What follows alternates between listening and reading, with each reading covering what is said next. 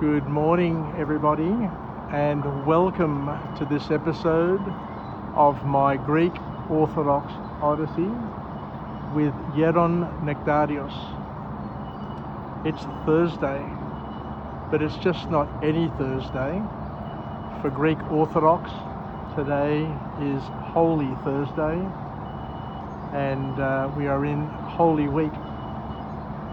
And what I'd like to do is just take a vlog that Geron Nektarios recently posted in Greek and roughly translate it into English based on my interpretation and my understanding. And his video talks about Holy Thursday from a biblical, from an ecclesiastical perspective, and he says that in ancient times Thursday, Holy Thursday, was always called Red Thursday.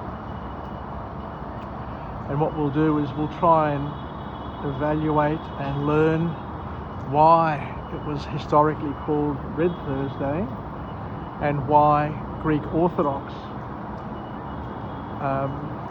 decorate and prepare their paschal eggs today in the traditional colour of red. The first point that Geron Nektarios makes, which is an interesting one, is that coloured eggs have always been part of many ancient cultures and are not just unique to the Christian culture and are not just unique to the Greeks and the Greek Orthodox. Eggs were an integral part, and coloured eggs were an integral part of other cultures and were pagan in origin. So they came before Christianity. And eggs in ancient times always symbolised fertility, and were used as gifts to remind people and to wish people and to hope people have families and children and are fertile in all aspects of their life, physically, spiritually, mentally, emotionally, financially, to wish them progress and to wish them all the gifts of progress. So what the author here, what Geron Nektarios tells us, is that the Christian Church took this ancient symbol, a symbol that has been around for many, many millennia, took this symbol and reframed it, shaped it, changed it into a message that has a profound Christian meaning. So what he says, that the Easter egg, or the red paschal egg as the Greeks have it, is coloured red. And we need to try and understand, why is an egg used? What is the symbolism? What is the meaning behind it? And how we can use it in our own lives to enrich our beliefs and to enrich our spirituality. So the egg, from a Christian perspective, represents Christ's tomb. The tomb in which Christ was buried just after he was crucified, he died and was laid to rest.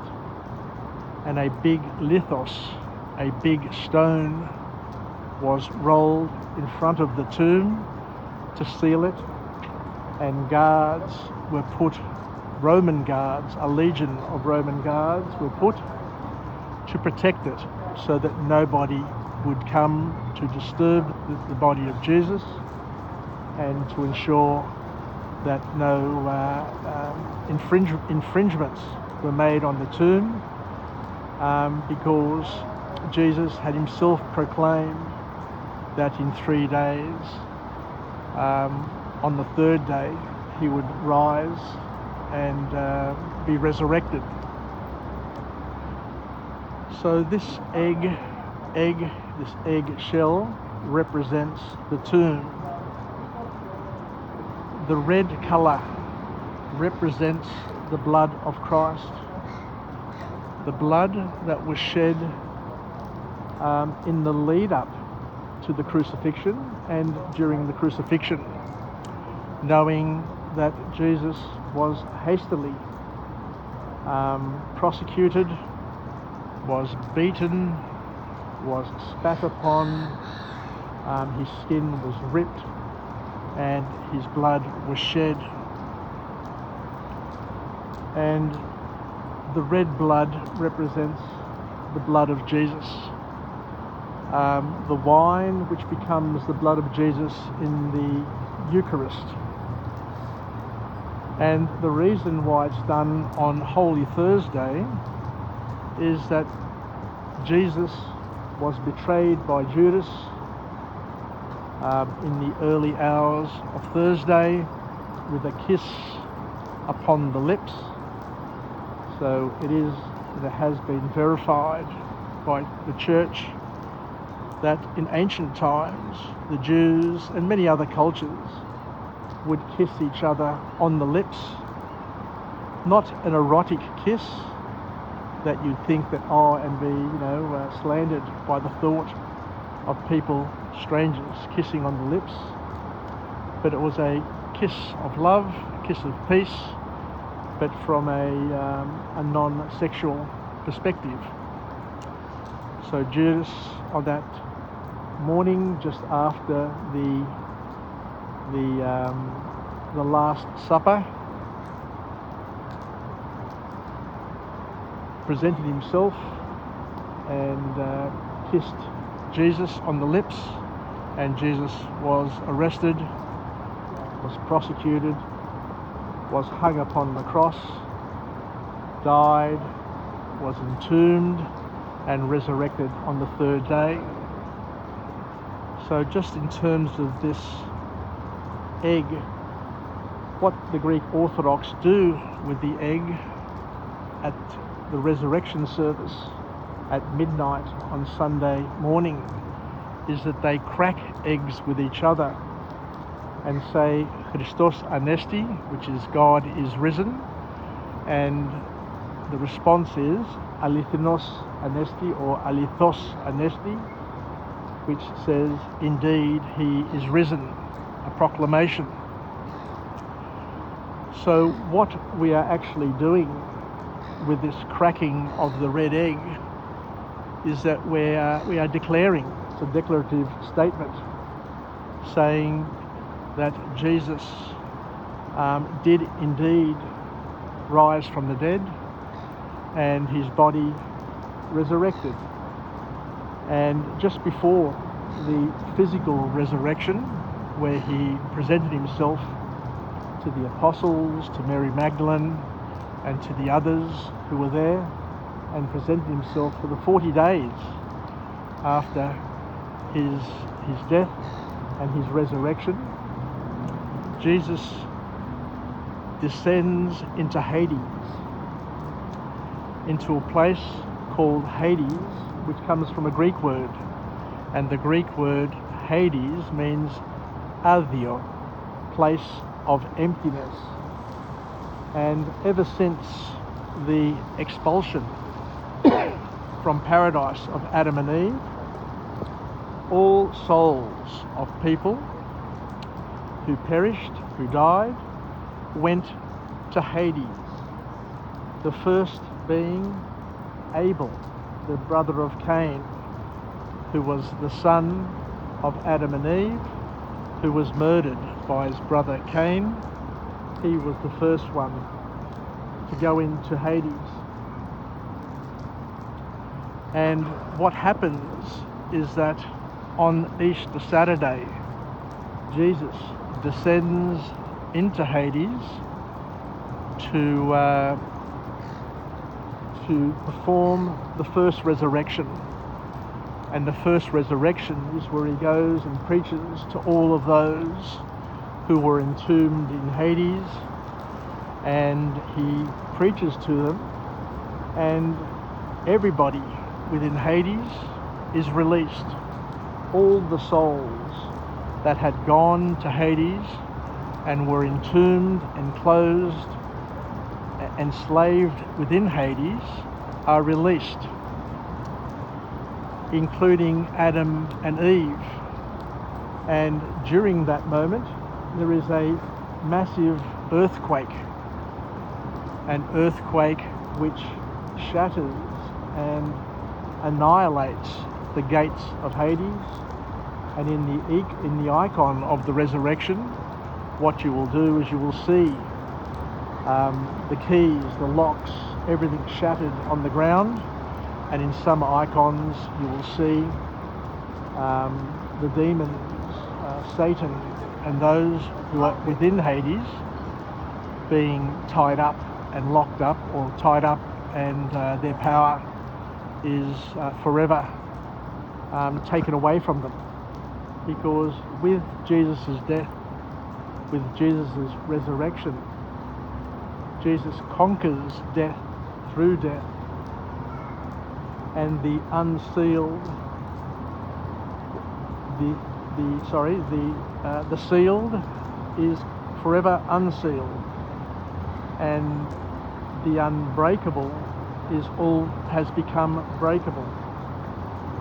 So what we're saying here is that this breaking of the eggs at Easter represents the first resurrection of all the souls that come out of Hades, as well as Jesus being freed from his own tomb and becoming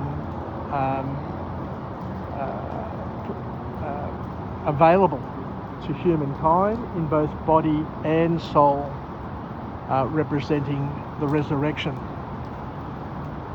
The next point that Geron Nektarios makes is something that I'd never sort of considered or thought about in the past, but he asks the question, why was Jesus born a Jew and not born a Greek, and not born an Indigenous Australian, not born a German, not born a Chinese? Why was he born a Jew? Now, what was the reason for him taking flesh from Mary and being born a Jew? And the reason that Geron Nektarios says is that Jesus was born a Jew because the Jews were the only race of people that kept the commandments and survived and celebrated the faith from the days of Adam and Eve. So whilst the Greeks, one can say, there was never a time when the Greeks were not deeply religious. The Greeks were indeed religious, but they were religious to the wrong faith. They were idolaters. They were faithful to the many gods, the 12 gods, and the many other deities that they created. They took the wrong road. They took the wrong route. They were in themselves deceived along the way because they took the deities of the Egyptians and of other cultures and shaped them into their own belief system, which was not the correct belief system. So in the Bible, whenever people talk about the Greeks, they're not talking about the Greek people, but they're talking about people who were polytheistic and people who were idolaters, who believed in other gods and other beliefs and were not of the right belief, if you know what I mean. So the Jews were special, not because they were Jewish, but because of their behaviours, because they were unwavering in their belief and their faith, and they kept it intact from the days of Adam and Eve.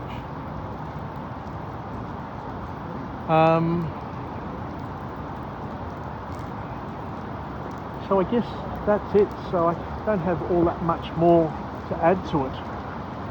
But once again, it is a solemn day today. A day, as I said, where Greeks colour their eggs red, prepare their eggs, prepare certain elements in preparation for Easter Sunday. And the reason why they do it on Thursday, as I mentioned before, on Red Thursday, is because it is a day that we can make preparations, because Good Friday is a very, very solemn and respectful day where we basically do nothing other than prepare ourselves for Good Friday night. We attend the church services throughout the day, and Easter Saturday and Easter Sunday have their own elements as well. So thank you very much for joining me on this special episode of Jim's 5am Club. It's one that is quite powerful, especially for those of us who are of a Christian bent, who follow and practice and love our faith, because it gives an extra dimension of meaning and something that we can live, learn and pass on to our children. So take care, wishing everybody a good Holy Thursday, and Kali Anastasi, because if there is not an Anastasi, if there is not a resurrection, then everything that we believe in is false. The scriptures are a waste of paper. It's important to understand that the climax of a Christian life is Pascha, because if it wasn't for Pascha, then the birth of Jesus would be irrelevant. If it wasn't for the God-man resurrecting and going to heaven and destroying Hades, then nothing much would have changed, and nothing much would have been worthy of faith and following. So Kalo Pascha to all my friends and family, wishing you all the best, and spread the news, spread the good news. And for the 40 days after Resurrection Sunday, let's continue to say to each other when we greet each other, Christos Anesti, and to respond with Alithos Anesti. Christ is risen, and indeed he is risen to give strength, to give purpose to our friends, our family, our communities, and to continue the long chain of Christians in our families going into the future and doing the right thing. Yassas, take care, and bye for now.